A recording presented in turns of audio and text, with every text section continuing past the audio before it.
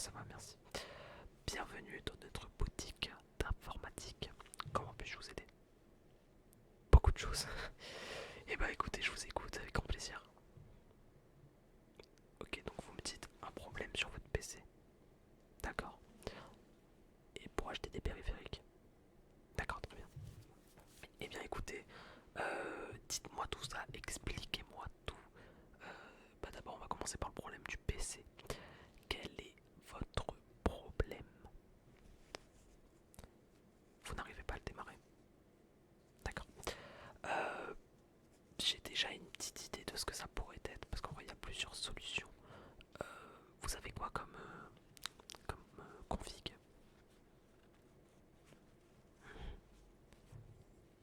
Un Ryzen 7 5800X avec une RTX 4080. Non, 3080, ok. Et vous avez quoi comme carte mère? Ouais, classique. Ça marche très bien. La RAM, bon, j'imagine que ça ira, pas de soucis. Vous savez quoi comme alimentation, dites-moi? Ah bah, cherchez pas à comprendre, ça vient de là. Oui, oui. Alors, il s'avère que vous avez pris une alimentation 450 watts pour une config qui en nécessite plus de 500, voire peut-être même 600. Voilà. Donc, ce que je vous conseille du coup, ce serait de changer d'alimentation, quoi. C'est la seule solution vraiment viable. Alors, dans ma boutique, personnellement, j'ai pas énormément d'alimentation en vente. J'en ai qu'une seule, mais en vrai, ça pourrait être une bonne solution pour vous. Si jamais dans le futur vous voulez augmenter la config de votre PC, vous êtes intéressé? D'accord. Je vous la montre. C'est la RM750 80 plus Gold de chez Corsair. Euh, alors, c'est une des alimentations les plus connues de il y a 3, 4, voire même 5 ans. C'était une alimentation en fait qui avait toujours une bonne réputation pour son rendement, donc 80 plus Gold. C'est-à-dire qu'il n'y a aucune perte, quasiment. Donc, bref, enfin vous êtes bien quoi. Euh, et en fait, le truc qui est bien, c'est que du coup, là, c'est une alimentation 750 watts. Alors, certes, vous allez me dire, votre config n'a besoin que de, allez, on va dire 600 watts pour être très large.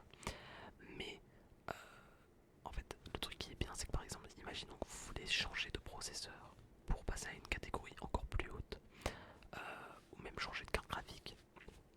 Et bien vous pourrez tout simplement augmenter votre config de PC sans avoir forcément besoin de changer d'alimentation. Et ça pour le coup c'est vraiment bien. Oui bien sûr, elle est garantie. Garantie pendant 3 ans. Ouais. Celle-là elle est dans ma boutique depuis 3 semaines parce que je l'ai commandée il n'y a pas très longtemps. À la base c'était pour une config d'un collègue à moi mais au final il est pas venu. Donc du coup j'ai ça dans ma boutique. Le prix, ça on est aux alentours des 2300 euros. Ouais, c'est cher pour une alimentation. Ça coûte très cher. Vous prenez, vous êtes intéressé. Bien évidemment, c'était une boutade, hein. Sachant que cette alimentation, je l'ai achetée à 80 euros, je crois. Je dois vous la vendre bien évidemment un petit peu plus cher pour me faire un petit peu de marge, donc ce sera 90. Voilà, ça vous va? Ok, très bien. Déjà, de ce côté-là. Et normalement, du coup, pour votre PC, pour votre ordinateur, ça devrait être bon. L'ordinateur devrait s'allumer. Après, alors pour le coup, il y a d'autres conseils. Est-ce que par exemple vous avez mis un ventirad sur votre processeur avec de la pâte thermique? Normalement vous le faites parce que c'est pas un truc... Ouais, vous avez fait. Qu'est-ce qu'il y a d'autre? Est-ce que vous avez bien branché tous les câbles correctement? Oui, vous êtes sûr? Ok. Qu'est-ce qu'il y a? Oui, est-ce que... Bon, après il y a peut-être des trucs avec une clé bootée que vous devriez... Bref, c'est des trucs assez compliqués. Si vous avez encore un problème, vous n'hésitez pas, vous revenez dans ma boutique et je vous aiderai, il n'y aura pas de souci.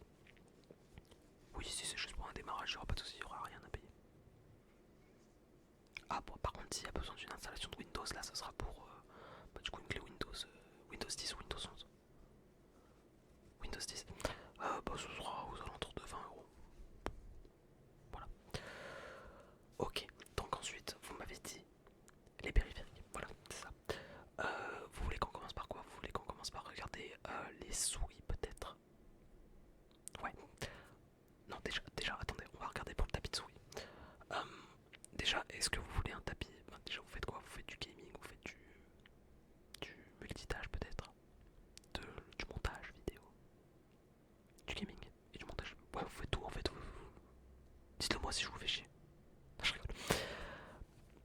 Bref, du coup, donc pour du gaming, moi personnellement j'ai deux conseils. Soit vous prenez, enfin même trois, soit vous prenez un tapis de souris XXL pour pouvoir mettre le clavier dessus aussi.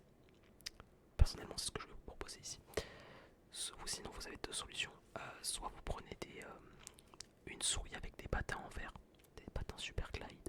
Je sais pas si vous connaissez. C'est réputé pour être très, avoir une glisse assez spéciale, mais c'est pas sûr que ça vous plaise parce que ça plaît pas à tout le monde. Ou sinon, vous allez chez une boutique type Maxi Sport, mais là par contre, c'est des tapis de souris qui coûtent très cher, aux alentours de 40 voire même 50 euros. Vous voulez que je vous présente ma solution? Ok, y a pas de souci. Je vous présente donc le tapis de souris XXL. Alors c'est grand, voilà. Et bon là c'est le seul modèle que j'ai entre les mains, mais j'en ai d'autres dans l'arrière-boutique, j'en ai un tout noir. Donc, voilà. Donc il fait 90 cm de longueur par 40 cm de hauteur, si j'ai pas de conneries. De toute façon c'est ce que j'ai en arrière-boutique, c'est ceux-là. Et du coup sur ces tapis de souris, vous pourrez poser votre clavier ainsi que votre souris sans aucun problème.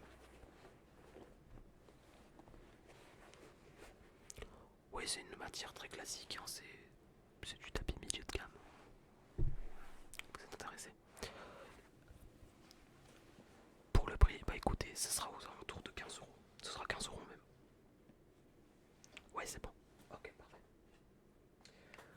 Bon, maintenant qu'on a le tapis de souris, il nous faut maintenant la souris.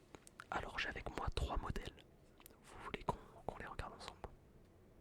Oui. Ok, bon. Je vais commencer avec les souris avec fil. Hop, et on commence avec un indémodable. La Logitech G502 Hero. Alors c'est une souris qui a fait ses preuves dans le temps. Elle date d'il y a pas mal d'années maintenant.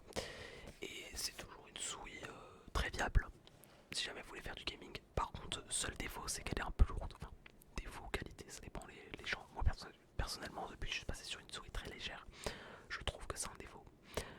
Mais certains préfèrent les souris lourdes. Voilà. Autre défaut, c'est qu'il n'y a pas de câble tressé. À l'époque où j'avais personnellement, quand j'avais acheté ma première Logitech G502, c'est-à-dire en 2017, si je dis pas de conneries, il y avait un câble tressé. Maintenant, ils en font plus. Voilà, c'est un petit défaut. Donc, si jamais vous avez un bureau qui rappe, bah n'achetez pas cette souris, c'est une mauvaise idée, honnêtement, parce que ça peut effriter le câble et du coup se péter. Voilà. Voilà, je vous la mets de côté.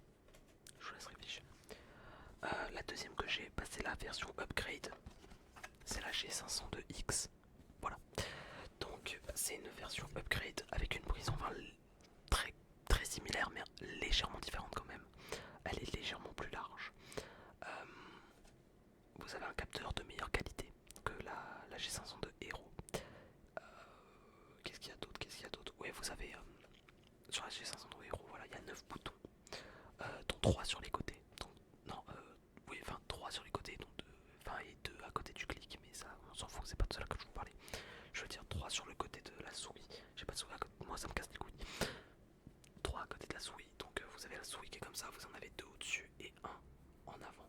Et bien sur la G502, la G502 Hero, pardon, vous êtes obligé de les garder comme ça. Alors que sur la G502X, vous pouvez enlever celui qui est tout au bout pour rajouter une petite longueur de grip. Voilà. Globalement, sinon c'est à peu près la même souris, juste elle est un peu plus légère. Voilà. Et elle est toujours avec fil et sans le câble tressé. Ouais, je sais pas pourquoi ils font plus de câble tressé, c'est pas forcément une bonne idée de leur côté, je trouve en tout cas. Et ensuite, pour finir, vous avez la Attack Shark, donc la Attack Shark X6, pardon. Je vous montre. Voilà, donc c'est une souris assez classique, vraiment en termes de prise en main, il n'y a vraiment rien de spécial, c'est vraiment la souris typique. Une souris avec deux clics, deux boutons sur le côté et un bouton au milieu, non même deux boutons au milieu pour la sensibilité avec la molette. Voilà. Et celle-là elle est sans fil. Et elle est beaucoup plus légère, elle fait 49 grammes. À comparaison la G502 Hero. Alors si je retrouve le poids, parce que j'ai pas envie de dire de conneries.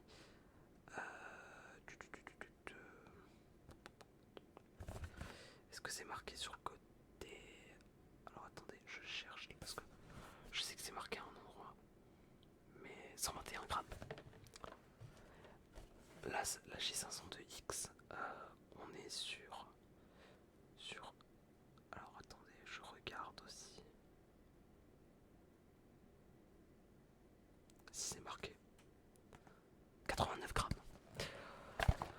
Donc 121 grammes, 89 grammes. Et celle-là, ce sera 49. Comment? Ah, le prix pour les trois. Alors, celle-là, c'est 50€. Celle-là, 55. Et par contre, pour celle-là, on est autour de 80. Oui, parce que, alors, la G502X a l'avantage d'avoir des switches pour les clics de meilleure qualité. Donc les clics sont légèrement plus réactifs. Mais ça vaut, enfin, honnêtement, enfin, même moi qui joue énormément aux jeux vidéo, il n'y a pas de différence. Genre, don't care. Il n'y a que les joueurs très aguerris de League of Legends, par exemple, qui peuvent voir la différence, je pense. Ou même de Counter-Strike, enfin, vous avez compris. Vous avez dit. Vous préférez la souris sans fil. D'accord, et bah du coup 55€, je vous la mets de côté. Hop. Et je range mes deux petites Logitech. Hop là. Ensuite, oui c'était un clavier. Alors, pour le clavier, j'ai trois propositions. Enfin, tout d'abord j'ai la proposition classique qui est de... Enfin j'en ai même quatre de propositions. J'ai la proposition classique qui est d'aller acheter un clavier à membrane. Je pense que c'est pas celle que vous voulez. Ouais, on est d'accord. Donc un clavier à membrane, c'est donc guère les semi-mécaniques, je ne vous les conseille pas parce que c'est vraiment une arnaque. Je vous le dis honnêtement, c'est une arnaque. Et quitte à acheter un semi-mécanique à 40 balles, allez acheter un clavier à switch bleu à 20 balles de chez Oki. Voilà, je vous le dis. Là, on va parler d'un petit peu plus haut de gamme. Donc on a tout d'abord le premier clavier que je vous propose, le Corsair K65 RGB Mini. Voilà, c'est un très bon clavier en termes de rapport qualité-prix. C'est un clavier à switch rouge et je l'ai gardé personnellement je l'ai gardé pendant 2 ans. Et franchement c'était une très bonne affaire je trouve. Donc c'est un clavier à 60%. Voilà, c'est entre guillemets ce que j'appelle le seul défaut. Je sais que certains aiment énormément le 65%. Mais bah, c'est pas mon truc personnellement. Je préfère le 75 avec les touches F1, F2, F3 et les flèches directionnelles. Voilà. Que dire de plus sur ce clavier? Ouais bah il est 60%, il est white, ça c'est la version white, j'ai pas la version noire moi. Dans ma boutique et bah, vous pouvez régler le RGB à partir du logiciel de Corsair, donc IQ. Et c'est des switches rouges de chez Cherry MX. Voilà. Non, il n'y a rien de particulier en plus. Et ce sera pour 80€. Ce clavier, ce sera 80€, 80€. Voilà. Troisième solution que je vous propose, je vous la propose dès maintenant, parce que là j'y ai pas pensé, en fait juste avant j'aurais pu la proposer dès le début, mais c'est de vous faire un clavier custom sur des sites marchands tels que Ako. Ouais, ça peut être une bonne solution d'alternative si jamais vous aimez pas trop les switches linéaires, que vous préférez les switches tactiles et que vous aimez bien faire tout ce qui est artisanat. C'est pas votre cas? Et ben laissez tomber. Je vais vous proposer, je pense, le meilleur clavier de ma galerie. Et avez-vous déjà pour commencer, pas entendu parler du Rapid Trigger? Ça vous dit rien? D'accord. Et ben je vous explique. Le Rapid Trigger, clavier qui permet d'appuyer beaucoup plus vite sur une touche. Voilà. En fait, quand vous avez votre clavier de manière basique, quand vous appuyez sur une touche, faut que vous avancez la touche de 2 mm à peu près. Généralement c'est 2 mm sur 4 pour que la touche s'active. Et il faut que vous repassisez au-dessus des 2 mm pour... en fait, vous avez votre touche, voilà. Je sais pas, bon, je vais vous le montrer avec le clavier là. Hop, je vous le montre avec ce clavier. Vous avez votre touche, voilà, vous appuyez dessus. Là, je l'enfonce au maximum. Voilà, je vous montre. Et ben, à 2 mm, normalement, vous êtes censé faire hop, tac, tac, tac, tac. À chaque fois, ça désactive. Le Rapid Trigger, c'est une fonctionnalité qui permet d'activer la touche beaucoup plus vite. Genre là, comme ça, la touche peut s'activer. C'est très, très, très utile pour le jeu vidéo. Oui, personnellement, je peux vous garantir que ça fait énormément de différence. Ok. Bah, du coup, je vous présente ce clavier qui est le Trungtir A75. Voilà. Donc, j'imagine du coup que vous n'avez pas entendu parler du Wooting, le Wooting Keyboard. Non. Et bah, du coup, c'est un petit peu un clavier pareil. Voilà. Donc là, j'ai le coloris gris avec moi, mais si vous voulez, je peux vous passer le coloris, enfin vous faire acheter le coloris noir qui est beaucoup plus beau. Pas juste les touches elles sont noires et la touche espace elle est en rouge. Voilà. Et pour ce clavier, bah, du coup on sera légèrement plus cher, ce sera autour de 125 euros. 125 euros, ouais. Mais pour le coup, ça en vaut vraiment le coup. Et c'est pas des switches d'ailleurs. Contrairement aux autres claviers, c'est que ça c'est des switches magnétiques. Donc vous aurez pas de problème avec les switches qui durent pas dans le temps. Vous voulez ça? D'accord. Eh bien je vous le mets de côté. Hop. Tac. Et qu'est-ce qui vous manque? C'est un micro. Un micro parce que vous m'avez dit que vous avez le casque, la webcam et les écrans chez vous. Ouais, c'est ça. Ok. Bon, écoutez, pour le micro, je vais pas aller par quatre chemins. J'ai deux micros chez moi. J'ai le Purdue M1 qui est le micro classique des studios. Et j'ai ça, le Blue Yeti.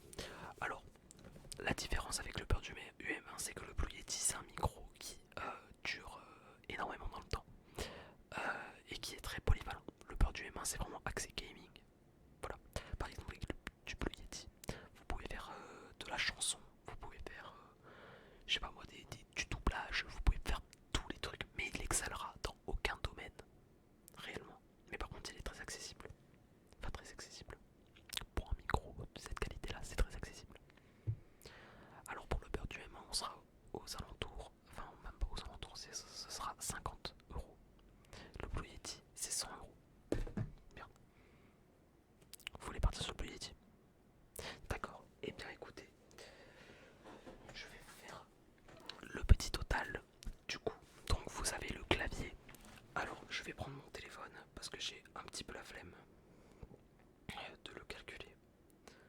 Donc, on est d'accord que vous achetez absolument tout ce que... Ouais, ok. Donc, on a le clavier qui était à 125 euros. Plus le micro à 100 euros.